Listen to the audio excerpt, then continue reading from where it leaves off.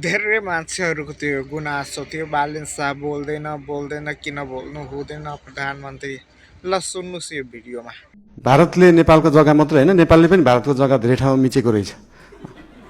अनि यो कुरा चाहिँ अस्ति भर्खरै थाहा पायो। त्यही भएर दुईटै देशले अध्ययन गरेर हामीले मिचेको छौँ, उहाँहरूले मिच्नु भएको छ, के छ त्यसलाई चाहिँ बसेर एउटा साथीको रूपमा समाधान गर्ने चाहिँ हामीले सोच राखेका छौँ।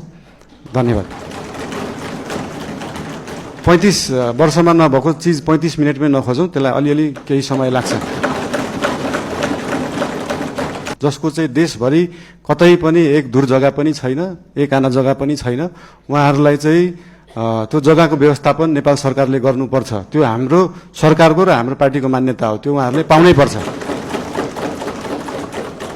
तर काठमाडौँ उपत्यकामा बसेकालाई किन एकदम प्रायोरिटी दिएर हटाइयो भन्दाखेरि विगतका धेरै वर्षहरूमा बाढी आउँदाखेरि उहाँहरूको घर डुबानमा पर्ने र उहाँहरूको स्वास्थ्य अवस्था पनि एकदमै नाजुक थियो। उहाँहरूको सेनिटरी अवस्था, उहाँहरूको त्यो वासरुम टोइलेटको व्यवस्था, त्यसको निकासा सिधै खोलामा थियो र उहाँहरूबाटै निस्किएको त्यो फोहोरको दुर्गन्धले फेरि उहाँहरू नै बिरामी परिराख्नु भएको थियो।